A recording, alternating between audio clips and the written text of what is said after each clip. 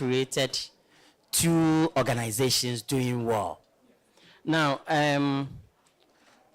how do you believe that collaboration between Europe and Africa is going to help us strengthen the digital transformation in Africa? Thank you. It's something I'm very much excited about. I think such collaborations will be very beneficial to Africans and African startups like mine. Look, African startups can bring or know about local challenges, right? And where Europeans actually have those technological resources. And those two coming together are always a very good mix. I would like to actually bring a practical example with one of my companies, which is Aya Tickets. Aya Tickets adopts the General Data Protection Policy, which is the GDPR policies for data protection. And when we started, we didn't really have any good framework to be based on, apart from the European data protection policies. And this, in the long run, helped us scale, because when you have an event on Aya Tickets, you give an opportunity for people in Europe to actually buy tickets for an event before they even arrive. And Europeans also are bound by these data protection policies. So it's good for them to know that, look, Aya Tickets is adopting something which is already in Europe. Such collaborations with the local entities, like the local data protection in Ghana, would really help us fine-tune how even we can put a way amount on user personal data. I know the local industry has data protection, but it's not to that level of standard. Just imagine how much we can do with a very good collaboration. On a personal note, I have a bit of experience, or I'm lucky to have my education outside, and everything I have learned is what I'm actually being able to actually enforce here. So just imagine if that opportunity is given out to a lot of people. So if we have more collaboration, more things to do, especially with European institutions, I see as benefiting greatly. Yeah, I agree with you, right? Because they have more advanced policies in this field. So, of course, our collaboration with them can rub on us. Yes, certainly. Yeah. Now, Abner, you are the CFO of Wahoo. And now we are talking about collaborations, right? What are some of the key financial challenges you see, right, to help those startups who are trying to come up with digital transformation projects in Africa? What are the real challenges? Okay, so maybe I'll start off with exactly what happened with Wahoo as well. So I think for most startups, we hear, or we perceive that the issue is capital. It's always, we need finance, we need capital, we don't have access to finance. But what I've come to realize over the years is the access to the right type of finance, okay, the right type of capital and at the right time. If you're a startup and you're in this space, most likely it's going to take a while for your investments to yield some returns. So the type of capital that you need is not just any capital. It's not debt capital. It's not just any equity partner. You need patient capital. You need the kind of capital that will allow you to go through your research process, to go through that entire period of innovation till you get to the point where your company is viable enough. And so some of the key challenges are actually determining how to access the right type of capital and the right type of partners as well. So for instance, I am bringing this back to the Europe-Africa collaboration. Wahoo started with a partnership with a German firm. And that also opened the door for Wahoo to have access to a lot of European investors. And this is a very simple way that, this collaboration was able to help the company to access capital beyond what is available in Ghana. I believe that as startups, it's also important to look beyond just the cash capital. Jefferson mentioned technical assistance at some point, and that's really key. What technical assistance would do is that it will support you by reducing your costs. So you can find a partner that is willing to come on board with you to help you with some processes, to help you even accelerate your R&D process. So what you would have done in 4 years, paying, a whole staff strength of maybe 40, you could have a partner that would come on board in 2 years. Because they have that know-how and they've done it already before in Europe, you're able to shorten that period and, accelerate quickly into actually yielding something out of your investments. Thank you very much. Just a follow-up question to you before I move on to Dr. Jones. You spoke about we being aware of the kind of financing we are going in for. How can a young startup in Ghana or Africa do that assessment if they want to go in for any funding from an investor abroad? Okay, thanks. So that's a really, really key question. And I think the answer to that is one of the key things we are talking about today. It's research. Okay, you can do your personal research. There are also a lot of, accelerators, business accelerators around that are able to help. There's InnoHub. InnoHub is in Ghana. There's Impact Hub as well. There are platforms that will put you together with investors. They will help you to build your investment structures. They would help you to put the right governance policies in place. They would help to connect you to other investors as well. So the key thing is research, get networked, get with the right associations as well. Jefferson is smiling because we've been having this conversation earlier. So okay. Yes, that's what I think. Oh, that's good. That's good. So now, moving on to Dr. Jones, you have a strong background in sociology and social development. Yes. So how can digital transformation initiatives ensure that it is inclusive to be able to overcome the social-cultural barriers of adoption? Okay, thank you very much. I think first thing is that we have to have localized solutions in spite of the contextual relevance that we have. Okay, so what is the essence of having research? What is the essence of developing digital tools that are not relevant to the context for which we want to deploy them? So most of the time, what people forget is that it is important that in the design of these tools, we look at the demography of the place for which we want to deploy them. Okay, a lot of times we say that the digital tools must even reflect the socio-cultural background of the people, sometimes even their language, their oral traditions. And now once we are doing that, we shouldn't also forget to have what we call digital inclusion, where those people that we think are very marginalized within the society, like women groups, like even, people that are physically challenged and all those people, we must include them in the design of those digital solutions. If not, we are likely to develop systems that are not relevant to them because they will feel very alienated by those platforms and they are not likely to even use it. In fact, look, there have been a certain system that I know somewhere that was deployed, and word went into the community that if you are a man and you interface with that platform, you are going to get impotent. And look, just by that word that went round, a lot of people boycotted that system. So a lot of the times, it is very important that when we are looking at deploying such digital tools, we have to look at the context, what I call contextual relevance, and localized solutions. Does this apply and solve the problem that really matter to the people within those communities? And I'm thinking that as part of the SEED project, if you have to look at the research collaboration between Africa and then Europe, we shouldn't just import things from their place and try to just place them within our locality.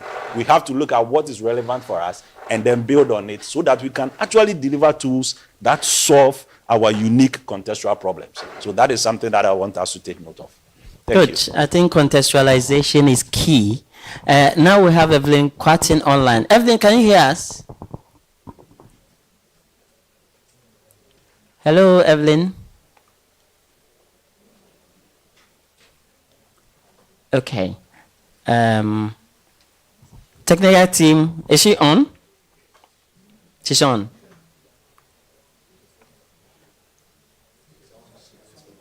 But okay, all right. So then we can move on.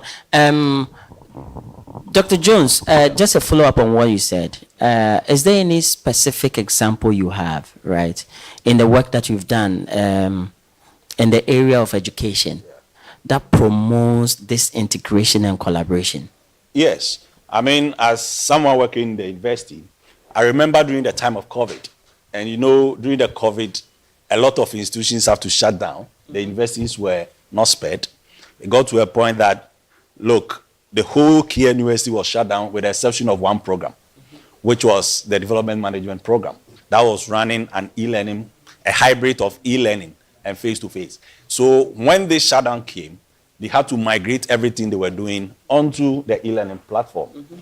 And now the vice chancellor of the university was very happy to know that in spite of everything, there was at least one program within the university that was running.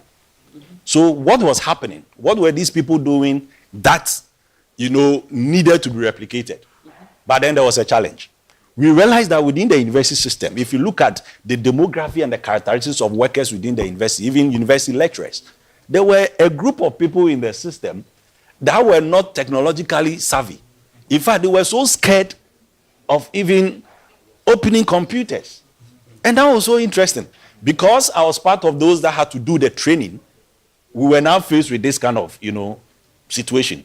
So sometimes we had to bring in other people, who could actually relate to them at their level and then collaborate with them and then teach them.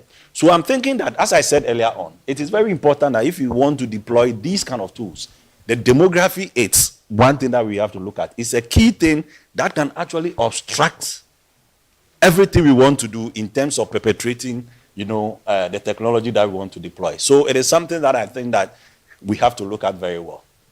That is very true. And I think you can pass on the mic to Jeff. Jeff, you have strong background in cybersecurity, IT systems. Now, how can research in this area be properly integrated into all facets of work and life to promote digital adoption across those sectors? That's an interesting one. The problem with cybersecurity, especially in Africa, is we have a lot of theory and less practical. And I don't know whose fault that is, but I mean, the theory has to come first. The problem is that we're not really implementing them. Probably part of the items Dr. Jones said in terms of those systems, they're not built to even adopt to our own local environments. Yes.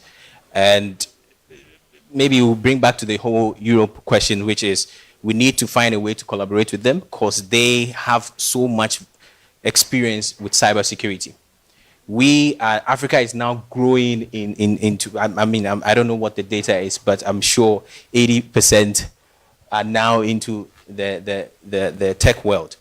So we have to find a way to learn so much from them because they have that experience on tackling cybersecurity issues. There's so much that needs to be done. So the right institutions need to find a way to bring theory into practical. These things are very, very, very much important. I think I was telling Abna that my grandmother sent me a Facebook request. That shows how much there's. That's when I knew there is nothing like there's a small number of less adoption.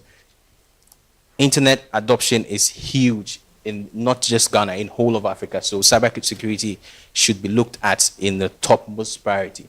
So lots of government institutions need to start collaborating with the European institutions on how to actually effectively protect ourselves and also effectively manage our activities online. Because literally, I don't think there is anything that we do in Ghana right now without a financial aspect of it or without a personal detail aspect of it being involved. So just imagine if Bank of Ghana goes down, or I don't know, I'm not saying it will happen, but it shows the vast importance of it. And the European countries have so much experience when it comes to that. We haven't really been tested yet to that ability, which is something that is so, so, so important. I think in the past couple of years, we had a bit of a cyber issue with ECG. even that, it wasn't shared. We don't know what happened. Something like that should be properly shared and see how best we can mitigate that in future. So these are very, very important things that we need to address. Yeah. Thank you very much. Abna, this is just a follow-up to what Jeff has been saying concerning cybersecurity, IT systems, etc. You are working directly with the private sector, right, and the CFO. So how concerned are you over these things in relation to your employees and other customers that you work with at Wahoo? Okay, I'll say we are very, very concerned. As Jefferson mentioned, nothing happens without, a digital aspect these days. And at Wahoo, we have our own in-house app where we have a tracker. We can see where all our bikes are at every point in time. We know where all our riders are. We use that tracker as it's a source of truth. Everything that we do is on the app. Everything that we do at Wahoo is digital. So for us, it's very, very key. And even in the finance space, all your records, all your information, and everything that helps you to run the company is also on such an infrastructure. And you can imagine what happened, as he mentioned, the day, I'll call it the dark day that Ghana had no internet. Everybody was confused. Everything goes off. And business literally comes to a standstill. So both from the financial and operational aspects, this is very, very key for us. Yeah. Very good. Then just another question to you, right? We are talking about collaboration between EU and Africa. Are there some financial models, examples of financial models that have actually worked well by people collaborating between Africa and Europe? Like people adopting stuff from Europe down here in terms of financial models? Or has there ever been a situation where a model worked very well here and an European company or individual having to adopt it? I like the inverse that you've spoken about, and I wish I had an example like that. I'm pretty sure there is. There are a lot of researchers in the room. I'm pretty sure we can find a good example of that. But yes, there are a lot of financing models that have worked from Europe to Africa. I think there's something very creative about the European financing models. Okay, it's not, I would say, just a straight up, we are investing in your company and here's the money. There are creative ways of going about it. There are what I've come to realize, safe notes and convertible notes. These are ways by which the European companies and other foreign companies actually would invest in your company. And, it's not an immediate equity where they have a shareholding, but they literally give you the investment capital to work with. And over time, that can now convert into equity, or it gives you that breathing space to be able to pay back. And these are interesting financing models. I did a bit of research, ahead of this, and I realized there are a lot of partnerships that are existing. I don't know how many of us know about it. There's a DFD, that's the Digital for Development platform, where, there are so many ways you can access finance from Europe. There are a lot of EU-related, finance options as well. So, yes, I think there are a lot of, if you just go online, you'd find a lot of different collaborations that are working for us. Right. Jeff, it looks like you have something to add. Yes, I think it's, Abna and I were actually talking about it just before the panel. I think you had a panel outside before you entered. On how difficult it is to actually find funding locally. I'm sure there are people here who actually have startups. I for one, I have that experience of looking for a local investor, and they would ask you literally, I don't even know how best to put it. You get questions that you unimaginable, right? And I understand with our local investors, they think of so many things. They look at environmental factors, they look at local factors, they look at political factors. And sometimes that doesn't help in investing in startups. But you see, with the European capital, what's the word? market, they understand the need for startups. They understand that this is a long-term thing. With the local, they expect their money back in 6 months. They expect revenue generation in a couple of months. It's true. And that doesn't usually happen because normally a founder can actually go and get funding for, let's say, 5,000. That investor is looking for their money back. A founder can actually go and get funding for, let's say, 5,000. Good. I'm sure someone didn't like the 5,000. But I think I got my point across, which is why it's so difficult to actually find funding locally. I'm sure someone didn't like. And the foreign collaboration is something that we're very much looking forward to. Yeah, that's very true. Yeah, you want to add something? Even within the academic field, for research, yes, getting funding for research is quite problematic. I mean, from within. So if you look at a lot of the research we do over the period, we get a lot of funding from outside, from the Ford Foundation, Bill and Melinda Gates Foundation, from Spencer Foundation and all that. But to actually source funding for most of the research that we will say are locally relevant to our context, it becomes quite problematic. Okay, you write and write and write, and then there's nothing coming. And so the government felt that, okay, let's have what we call book and research allowance for university lecturers. In fact, the truth of the matter is that the money is so scanty that we've actually basically turned it into a building and roofing allowance. Where immediately it comes, I mean, it's so scanty. Because if I have to do research and even publish in an MDPI journal, or even some of these journals that we talk about, we have to pay somewhere around 15,000 Ghana cedis. And you are giving me a book and research allowance of just 30,000. So normally, it becomes very difficult for researchers to source the funds. And one thing about the European funding, I'm thinking that maybe going forward, this is what we have to look at, because once they fund your research, a lot of times they decide how the research is supposed to proceed. So you find that a lot of the time the research we do, that's why we have a lot of complaints from people outside that, university lecturers do research and we don't seem to see the benefit, because those research is not for you.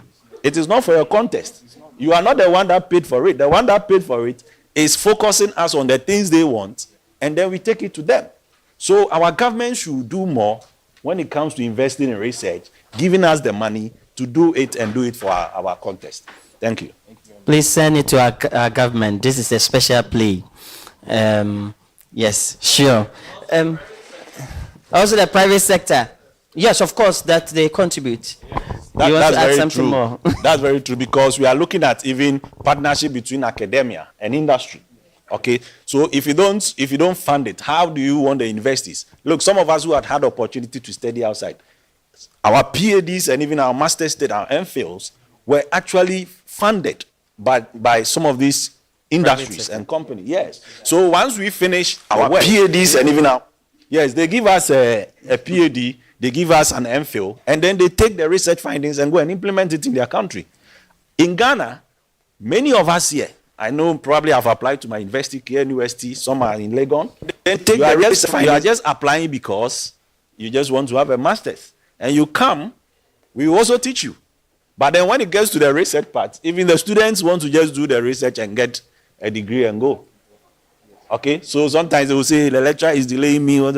Now, the issue is that, are you doing the research for impact, or you are just doing it because it's a partial requirement of your degree? So these are the things we have to deal with. And I think that if we have correct structures in terms of funding, they can be more relevant. Great. I think I'm very happy you added the private sector. I think it's more of an institutional change and a traditional change. We need to try and change or fine-tune our mind generally to how we look at businesses or how we look at startups. And once everyone starts changing their mind or changing their thinking on how startups are supposed to make and what benefit they gain from it, I think we'll definitely go far in Africa. Thank you. Thank you for sharing all those details. Eve is now on. Evelyn, can you hear us?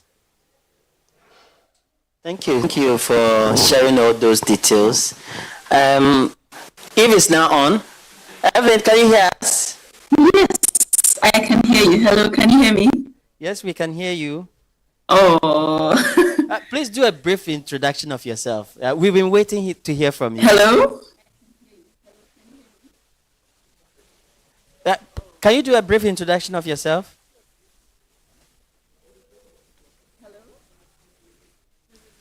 Yeah. Can you do a brief introduction of yourself?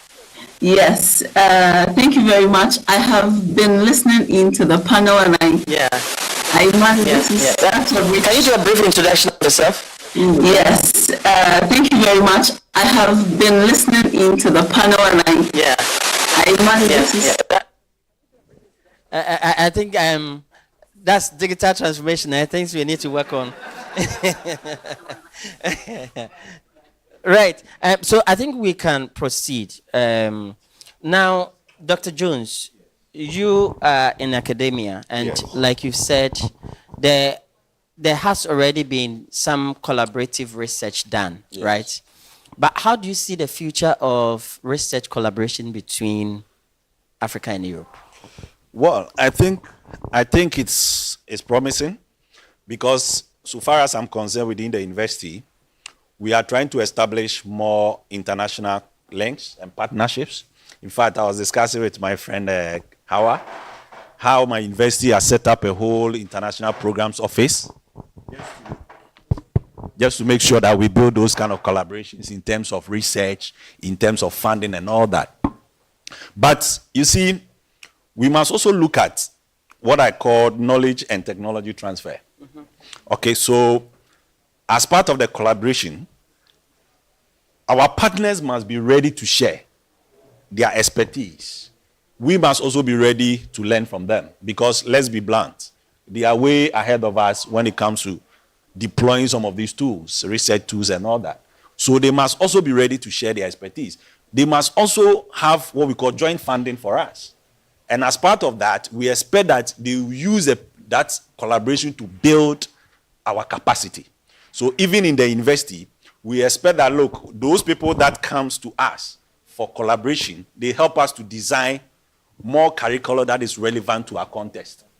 Okay, so if it's about digital platforms, what is it about AI that it can help us to infuse into our curriculum? That can help our students, to upskill. Okay, we are looking at Internet of Things, even cybersecurity. These guys are way ahead of us. So we are looking at how best we can learn from them in terms of the knowledge they have, and then the ability for us to share. And they must also be ready to open up. Because let me tell you, some of us have this skepticism that even when they are trying to help us, they don't tell us everything. It is not everything that they are willing to share. They share only to a point. And then, yes, on a need-to-know basis. But then, if you really want to empower us, you want to build our capacity, I expect that going into the future, our collaboration should be very open, it should be very honest, and all of us from both sides must be willing to learn from each other. The truth of the matter is that some of our issues, probably they may not understand. So they must also be ready to learn.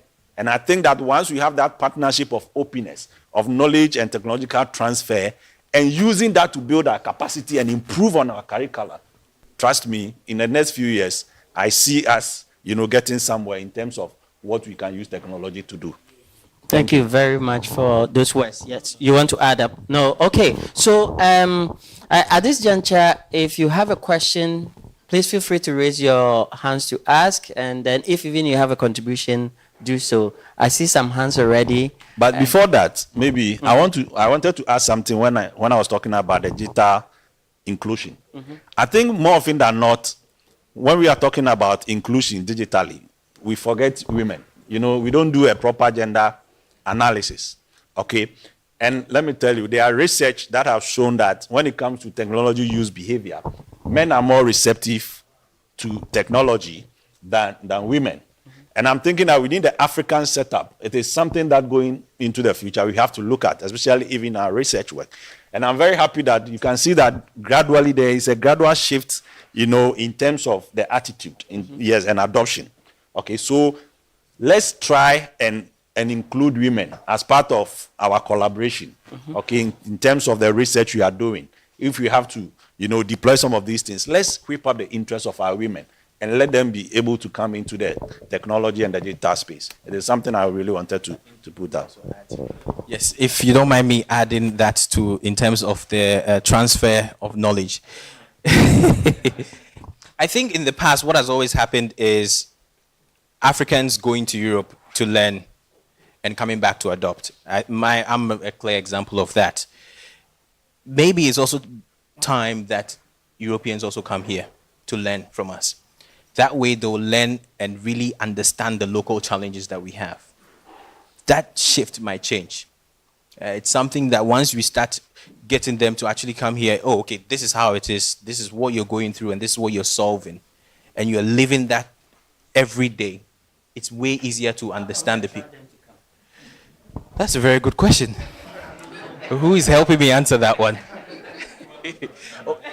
It's a lot of factors. Again, environmental, local, maybe the Ministry of Tourism needs to do better. I don't know. Let me I can attempt that. You see, most of the problems we have actually, they are global problems that are shared. For instance, if it's about issues of climate change, if it's about food security, if it's even about health, okay? Recently, COVID came, and every person in every nook and cranny of this world was affected somewhat. These are global challenges that are shared, okay? So whilst we may have different contexts, some of the problems may not necessarily be unique to only one context. They may have global relevance. So in that case, they should not just say, oh, we are in our corner, and therefore this is what we are doing. At least come here. If it's about diseases, you can also learn the tropical disease, and then from what is happening within the temperate area. Okay, so I think that some of the issues is that we must see the problems as shared, as global problems which affect everybody, and that one alone should be something that should attract them to come. Right. Yes. Yes. Thank you, Gideon. Yes, so my name is Stephanie, working for GIZ and at the Digital Transformation Center. And I'm so happy, sorry to put you on the spot, Engineer Fugele.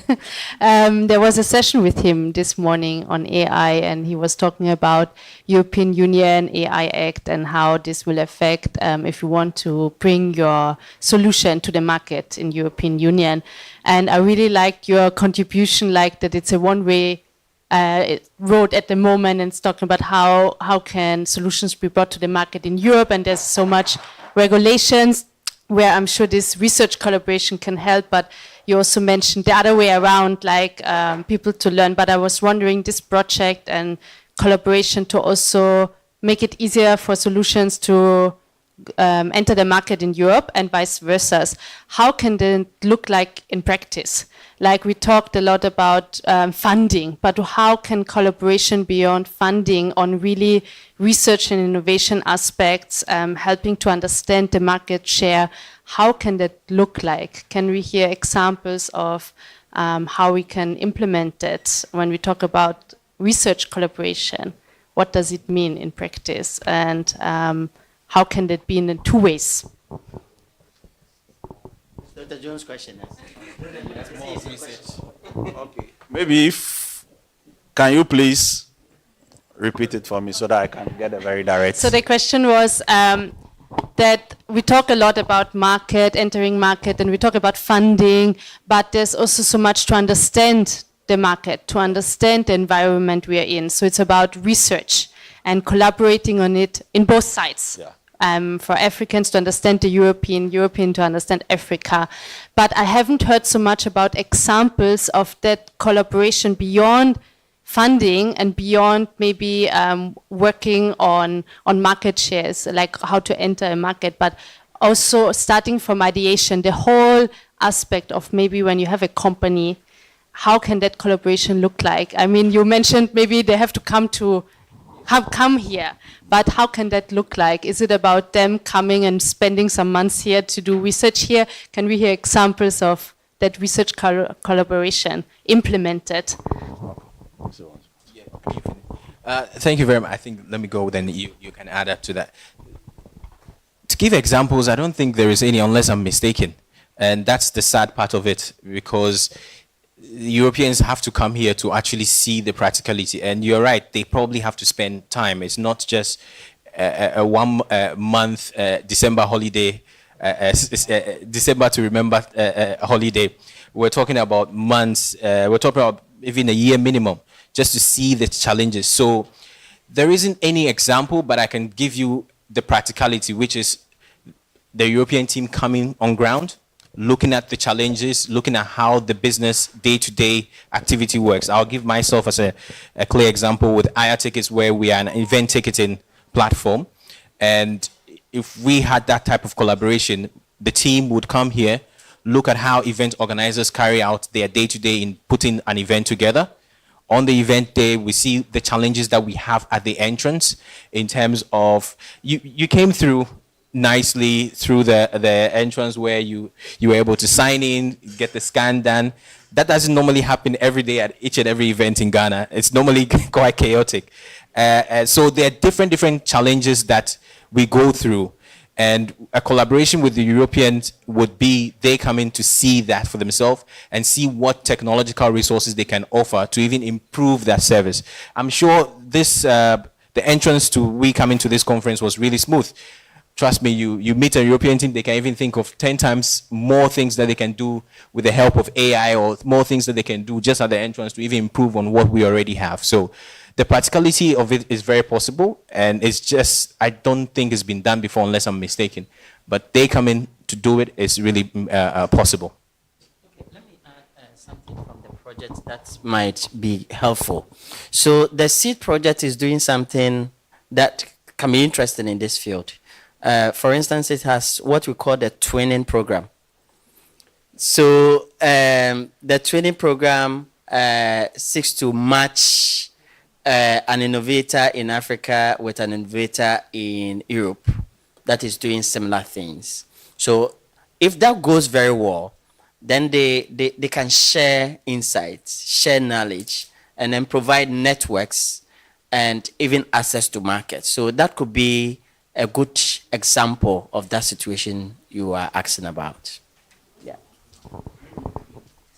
Also thinking maybe we can have, the creation of some innovation hubs and some ecosystems, where we can bring your expertise in, they come and teach, they tell us what they want, we also tell you what we want, and then on the basis of that, we can use that to build the products that we want to deliver. So in that case, you are able to capture for the local relevance as well as what the other people want. In that case, when you're supposed to go into a market, it's very easy for us to scale it up, okay? Yeah, within the market. Because the truth of the matter is that a lot of the times, some of the tools we develop, it doesn't seem to have a lot of relevance outside, okay? Even locally. So I'm thinking that once we come, we study the people, we study their demography, what they want, we even do a proper market analysis. We'll be able to know what to deliver and how to design them to meet that market. So it is something I think we should be able to do. All right. Let's go to a question here. Okay, my name is Matilda. I think my question was partially answered, but let me ask anyway. So, Prof. Jones made mention of the fact that international investment in our research work are relevant to them because they are investing. So if we are going to do a collaborative research between Africa and then Europe, how are we going to fill that gap? Because they are investing now, we are trying to convince the government and then private sectors to also invest in our research work. And then they are assisting with the investment too. So now we are doing it, both are investing in all. How are we going to fill that gap so that it will be relevant to both the European and then African? So normally what we advocate is that we must be co-leaders. Okay, we must, for instance, African researchers have been encouraged to take a lot of lead role, especially when we are defining and conceptualizing research problems. Okay, more often than not, though you are funding it, we should be able to lead in terms of defining what the problem is, and then being able to use appropriate methodologies that are relevant to our context. So, for instance, even in funding, we must join them in terms of provision of funding. So the funding is coming in from them, but what are the other outlets from, especially the universities, that we can also do So in KNUST, for instance, what we've done is that though we have the foreign funding, the university has also created what we call Office of Grants and Research. And that is specifically internally generated funds from the university itself. So we have, for instance, the CREF funds or the CREF research grants, whereby if you have any research proposal within that is relevant to the Ghanaian context, bring it. The university is going to fund it. And now we are also going to advertise your project to outsiders so that if there are more funding they can bring in, they can also bring in and then we upscale it. So that is the kind of partnership we are trying to do so that it doesn't become like research is only led by people from outside, but actually we can be co-creators of our own research and then bring other people to come in and benefit. So that is what the university, the model that KNUST, for instance, is adopting. Yeah. Okay, I just want to add briefly to what Dr. Jones said. I think that's a very interesting business opportunity because I don't see a lot of collaboration between the private sector and academia. So even locally, as we try to get the local private sector to also invest in these types of research, imagine you have a company like Casapreco that wants to do some research into a new type of product, etc. We have all these researchers in academia. If there's a way they can, commoditize or, create a product whereby these companies don't have to go to all these consultants, foreign consultants, do a feasibility study for me. We have all these researchers in academia and they can equally do that. I think that will encourage private sector participation. Thank you. I had just wanted to add to the previous question of the feasibility of the collaboration. Some practical examples could include what we would call apprenticeship program. You attach staff either from the other side to here and from here to the other side. It can be 3 or 4 staff to see how are things done the other side versus how are they done here. That's one of the ways. Then the other one can be through exchange programs, either of staff and students.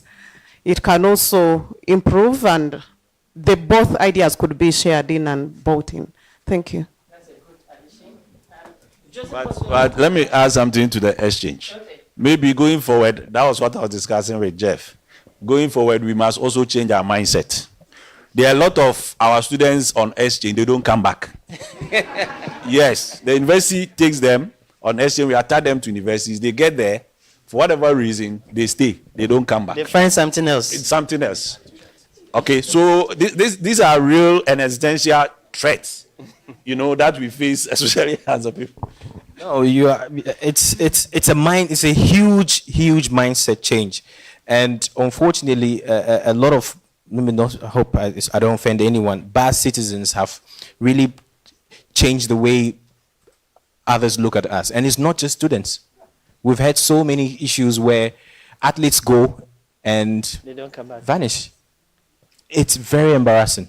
Very, very embarrassing. I can't believe I'm even talking about it because it's because very embarrassed. Yes, because it leaves and some of them are very selfish because you think, oh, okay, look, I'm looking for greener pastures. That's fine. I'm going to just don't come back. But that is a huge domino that actually affects everyone, every other citizen, not just students, businesses, startups. We all lose from it. Great. Thank you so much. Now, Evelyn has something to share, so she's recorded so that we can listen. So we'll allow the technical team to play that, and then we can hear her contribution.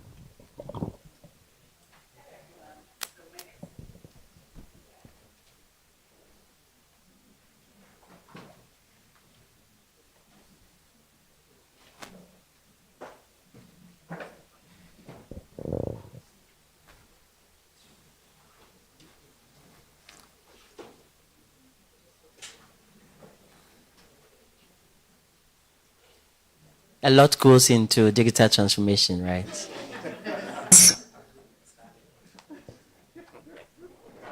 A digital innovation hub. Hello everyone, so my name is Evelyn Kwarteng and I'm with the Africa Center for Digital Transformation.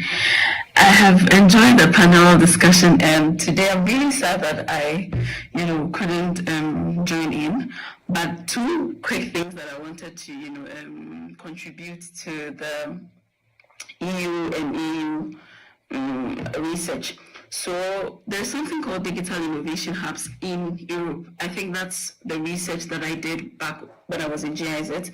And then a digital innovation hub is mostly like a consortium of a research institute, and then they act like a linkage between the public sector and the private sector. So then they develop all of these research in a particular topic.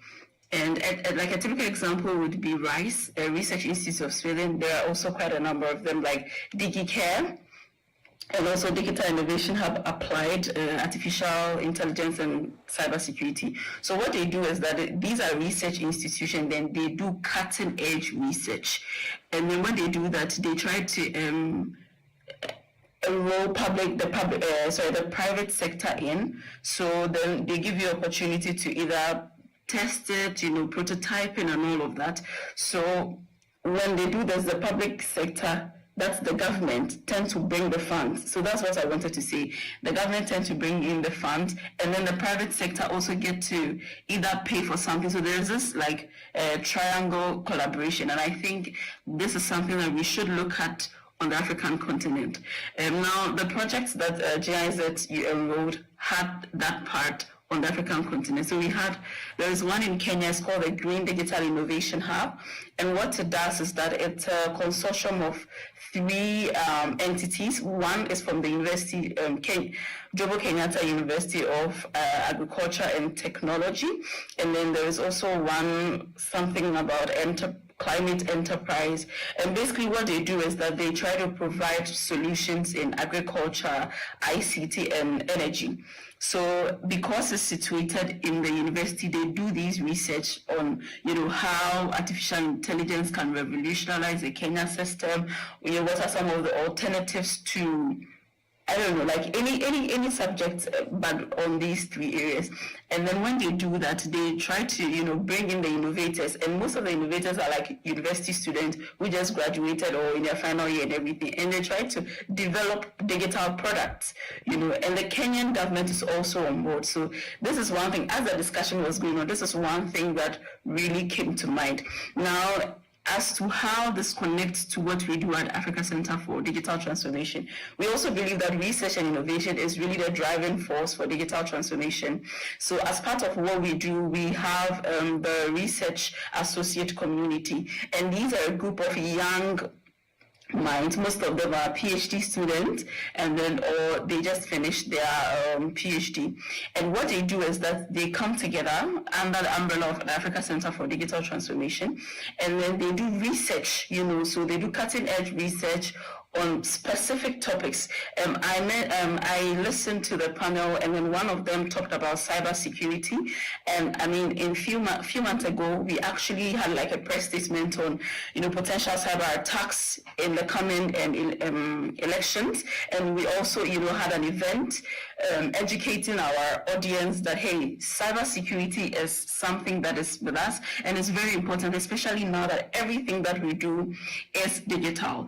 And then we actually had the Cybersecurity Authority in Ghana reaching out to us, wanting to, incorporate some of the recommendations we had. So this is what we do. I believe that the Africa Center for Digital Transformation plays such an important role in the entire value chain of the digital innovation ecosystem, both in Ghana and the African continent. Yeah, so these are a few things that I wanted to share to enrich the panel. Thank you. Thank you to if you can still hear us. Yeah, those are great comments. I don't know if anyone has a final question to ask. Other than that, I have one final question for my panelists. Now, research works that are undertaken in Africa, are they really relevant to industry?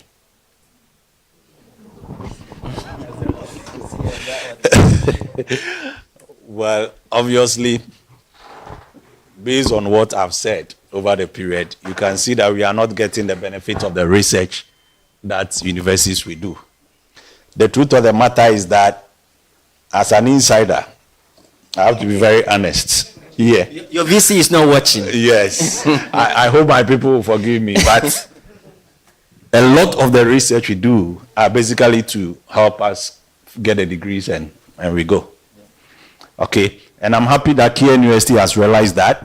So now, what the university is saying is that, for instance, at the very top level, the PhD level, because we feel that if you have a PhD, it means that you should be an expert in that area that can offer certain solutions to the society.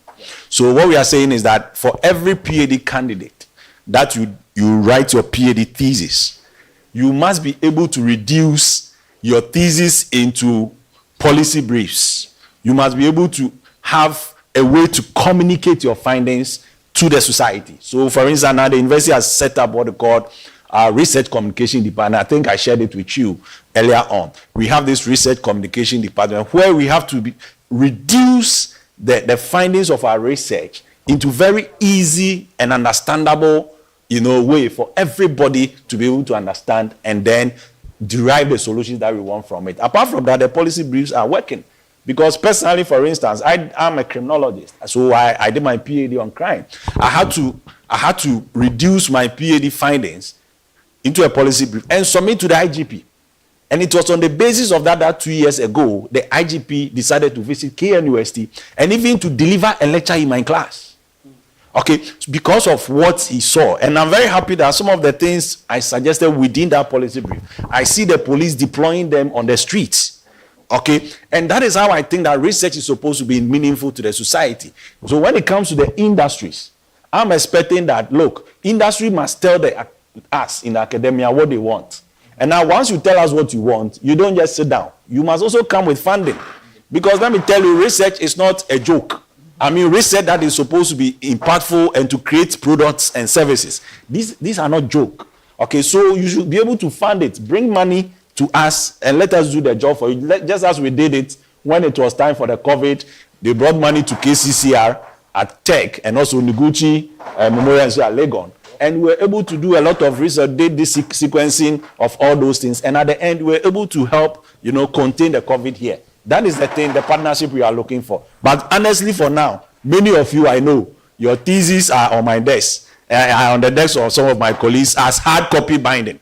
And that is why I even suggest that, look, as part of the SEED project, can we create digital repositories where we can put some of these things, where it will be very easy for people to access, even the industry to access, and use it to create the kind of product and content that they want. I think that came out strongly in our baseline survey, and that's something that will be considered. Your final words, they say our time is up, so 30 seconds, two of you.